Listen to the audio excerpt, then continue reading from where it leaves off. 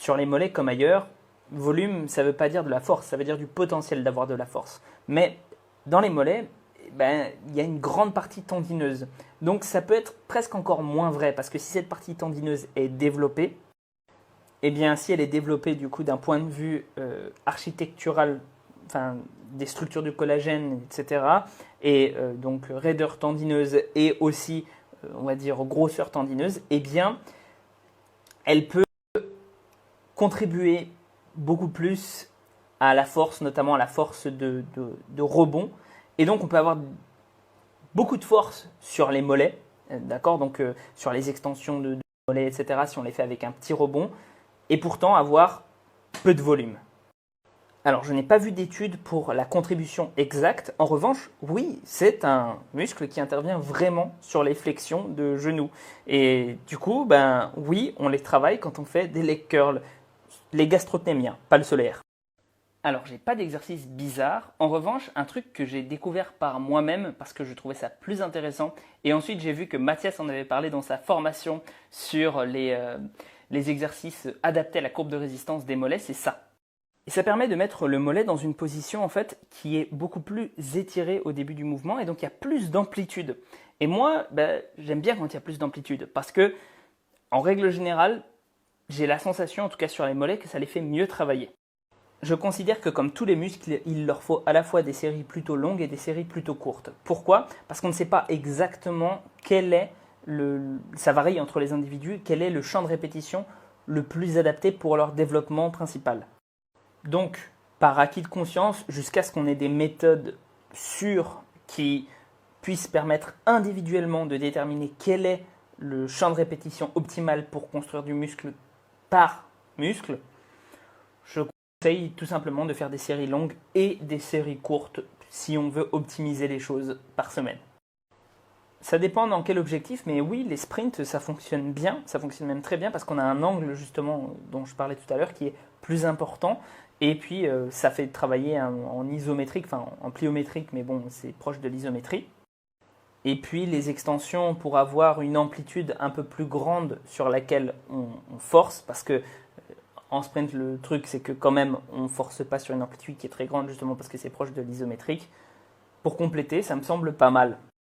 Si tu as des mollets où la partie musculaire est courte, malheureusement, ça va être très difficile de les développer beaucoup parce qu'ils n'auront jamais un aspect très impressionnant, même s'ils vont gagner en volume. Je n'ai jamais dit qu'on pouvait changer nos muscles au niveau génétique, il me semble. Ce que j'ai dit, c'est qu'on ne pouvait pas savoir par avance si on avait des chances d'avoir des gros muscles ou pas. Le truc, c'est que les mollets, un petit peu comme les avant-bras en fait, ben, ils sont sollicités vraiment au quotidien. C'est-à-dire que tu verras, hein, si jamais un jour tu te blesses les mollets, tu verras que tu t'en servais en fait pour beaucoup de trucs. Et ça va être très problématique pour toi de marcher en fait et du coup de faire quoi que ce soit. Et comme du coup, ben, tout ce qui est muscle tibial, ça fonctionne beaucoup au quotidien, quand on fait de la marche, quand on fait principalement de la marche en fait, eh bien, et qu'il y a pas mal de fibres lentes, notamment dans le soleus, etc., eh bien, en fait, c'est un des muscles qui va le moins grossir avec la musculation parce que tu étais déjà dessus toute la journée, tu le faisais déjà bosser toute la journée. Donc, c'est pas comme les bras par exemple. Les bras, tu t'en sers relativement peu en fait. Même si tu t'en sers pour 2-3 actions, c'est pas comme si tu mettais tout ton poids dessus. Donc les mollets, c'est peut-être un des muscles sur lesquels, ben, quand tu commences avec des mollets qui sont relativement petits, tu as peu de chances de les voir évoluer parce que ben, tu les as déjà travaillés inconsciemment presque toute ta vie. Ça ne veut pas dire qu'on ne peut pas gratter quelques centimètres de volume musculaire, hein, voilà, mais et voilà, je ne me ferai pas non plus des espoirs de fou.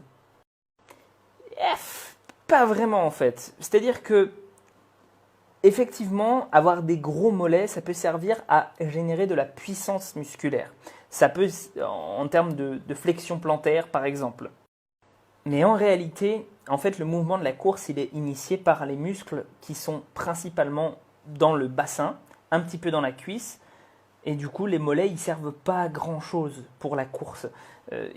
ils servent, mais ils servent, non, on va pas me faire dire ce que j'ai pas dit, mais ils servent plutôt, ou en tout cas chez les sprinteurs d'élite et surtout ceux qui courent sur des longues distances, enfin des plus longues distances que 50 ou 30 ou 50 mètres, quoi. Genre à partir de 100 mètres, 200 mètres, et plus tu vas augmenter, plus ce sera le cas, eh bien, ils servent principalement en fait à stocker l'énergie élastique et à la restituer.